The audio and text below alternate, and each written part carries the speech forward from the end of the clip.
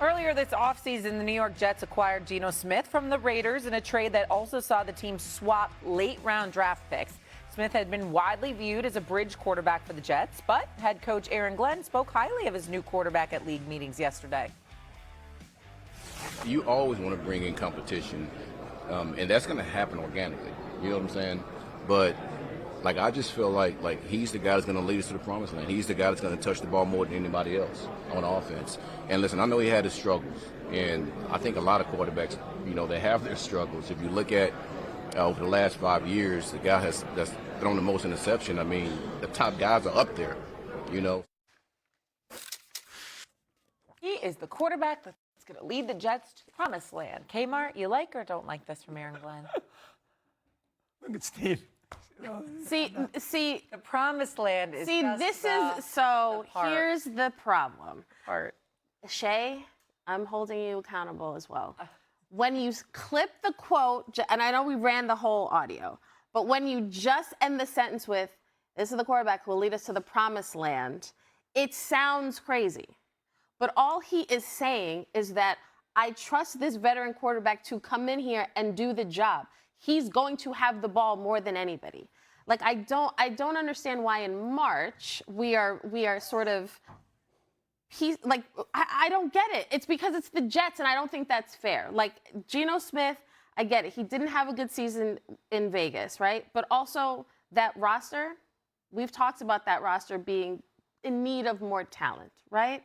I don't think Aaron Glenn said anything wrong. You expect your coach to say, I believe in the guys that I brought in, and there's going to be competition. It also gave him cover in case they don't take a quarterback this year. Geno's the guy. What's the issue, Steven? I don't think it's on Geno. I think it's the fact that the Jets are going to be led to the promised land, period, by anybody. I think that's the part that we're all like, what? But what is he talking about?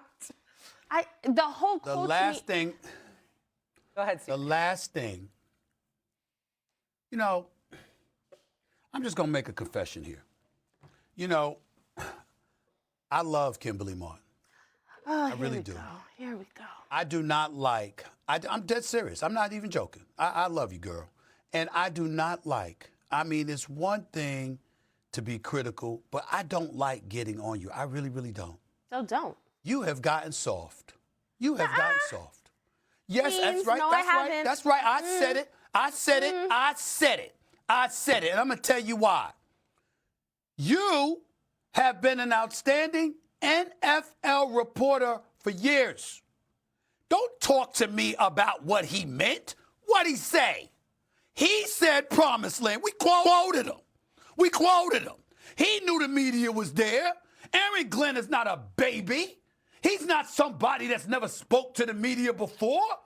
This brother said the promised land and Geno Smith in the same sentence. Now, damn it, what am I supposed to make of that? You said, I know it sounds crazy, but nothing. The New York Jets have not made the playoffs in 15 years. They haven't had a winning record in a decade. And this man, first of all, what the hell you doing mentioning the promised land fresh off of a 3-14 season? That's number one.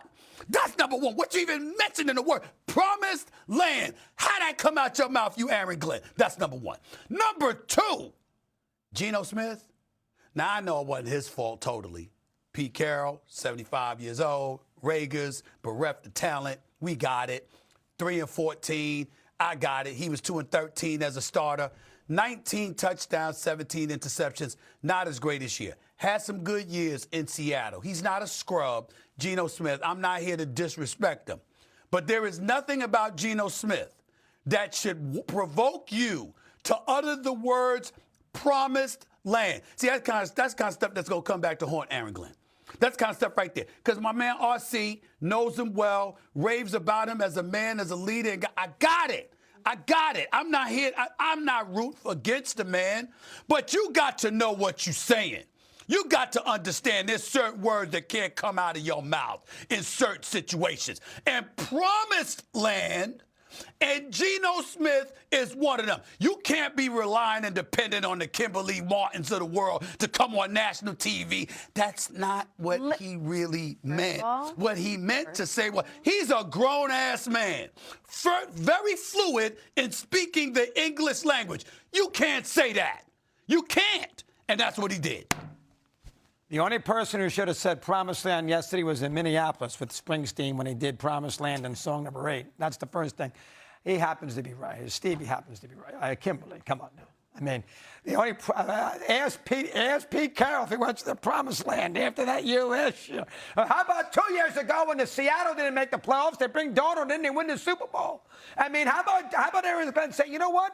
He's coming off a bad year. He wasn't great the first time with the Jets. We're taking a fly. We're throwing something against the wall. Maybe he'll surprise us another big year. He's getting an opportunity. How about saying something as simple as that where the Jet fan can understand where he's coming from? Because when you put Promised Land in the same equation as Geno, we're all in big trouble. And with the Jets, for that matter. Those three things don't go. Geno, Promised Land, Aaron Glenn. Those three things don't go together. So Stephen's 100% right. Now, fight us off. Go ahead. The whole clip, if you listen to it, I was walking around at the owners' meetings yesterday. Like, it didn't sound crazy when you listen to the whole clip. It really doesn't. I feel like when you clip it at he's taking us to the Promised Land, I feel like people are hanging on to those two words when really the man is just saying the guy's going to have the ball. We're going to go as he goes, which is no different, Shay. Play calling is my superpower. Okay, we let it Kimberly. slide. Promised Land. I can't let it slide. Put some bass in your voice when you're mocking me. I'm looking you right in your face, Kimberly, and let me tell you where you're going to get in some trouble. I have no doubt in my mind that I can go back and look at articles that you have written throughout the years where you've taken a couple of words or a sentence and evolved a column or an article around those profound words that have come out of somebody's mouth. For you to sit up here on national television and to tell us Promised Land and Geno Smith with the New York Jets, by the way, let's not forget that, and you would not have made a story out of that, that is a lie. I know your work. I know how it is. You here for a reason.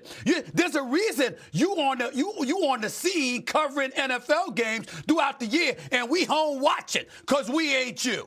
You cover the damn sport. You know what the hell a story is, and you know good and damn well that if you were writing or if you had to do Sunday NFL Countdown and you had just spoken to Aaron Glenn and he said the coach of the New York Jets, all right, walking purgatory in football.